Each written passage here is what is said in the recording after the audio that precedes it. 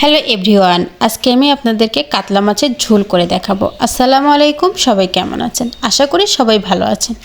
কাতলা মাছের ঝোল করার জন্য আমি এখানে 4 টুকরা মাছ নিয়েছি। এই মাছগুলোকে হলুদ, লবণ, মরিচ দিয়ে একটু ভালো করে মাখিয়ে আমি এটাকে হালকা করে তেলে ভেজে নেব। মাছটা ভাজা হয়ে গেলে চুলায় একটি কড়াই বসিয়ে এর মধ্যে হালকা তেল দিয়ে পেঁয়াজ কুচি দিয়ে পেঁয়াজটাকে হালকা করে ভেজে নেব। পেঁয়াজটা একটু ভাজা হয়ে গেলে একে একে আমি সব রকম মশলা দিতে থাকবো। প্রথমে বাটা মশলা দিব, আদা রসুন বাটা একসাথে করে আমি দিয়ে দিব, জিরা বাটা দিব, দিয়ে আমি এই মশলাটাকে একটু কষিয়ে নিব। কাতলা মাছের ঝোলটা খেতে আমার ভীষণ ভালো লাগে। আসলে এইভাবে মাছটা রান্না করলে না মাছটা অনেক মজা লাগে।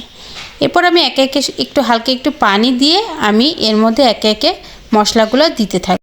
প্রথমে আমি শুকনো মরিচের গুঁড়া দিব, তারপরে হলুদের গুঁড়া, ধনিয়ার গুঁড়া এবং স্বাদ মতো লবণ দিয়ে এটাকে আমি একটু কষিয়ে নিব। একটু ভালো করে কষাতে হবে মশলাটা, যেন মশলার যে গন্ধটা সেটা যেন চলে যায় এবং তেলটা উপরে ওঠা পর্যন্ত অপেক্ষা করতে হবে। তেলটা উপরে উঠে গেলে আমি এর মধ্যে ভেজে রাখা মাছগুলোকে দিয়ে দিব, দিয়ে আমি মাছগুলোকে কষাতে থাকব।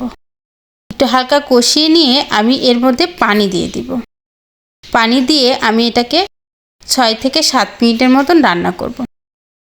খুব বেশিক্ষণ রান্না করা লাগে না, মশলাটা একটু ভালো করে কষালে একটু হালকা মাছটা কষিয়ে নিলেই হয়ে যায়। এখন ঢাকনা দিয়ে ঢেকে দিয়ে ফুটন্ত অবস্থায় আমি 4-5টা কাঁচামরিচ দিয়ে আবার একটু নেড়েচে ঢাকনা দিয়ে ঢেকে দিব। অনেকে ধনেপাতা খেতে পছন্দ করে, এখানে ধনেপাতাও অ্যাড করতে পারেন।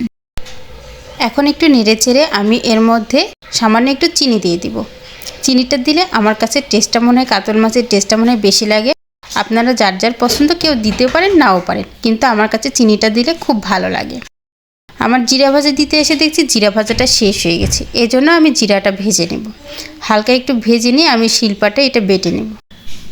বাটা হয়ে গেলে আমি তরকারির মধ্যে দিয়ে দিব। এটা ব্যাচেলার ভাই বোনদের জন্য এবং নতুন রাঁধুনিদের জন্য খুব উপকারী আসবে। এই রান্নাটা প্রায় সবাই পারে, কিন্তু যারা নতুন রাঁধুনি আছে তাদের জন্য অনেক উপকারী আসবে। যদি আমার রান্নাটা ভালো লেগে থাকে প্লিজ একটি লাইক এবং কমেন্ট এবং একটা শেয়ার করে দিবেন। কেমন হয়েছে একটু কমেন্টে প্লিজ বলে যাবেন। সবাই ভালো থাকবেন, সুস্থ থাকবেন। আল্লাহ হাফেজ।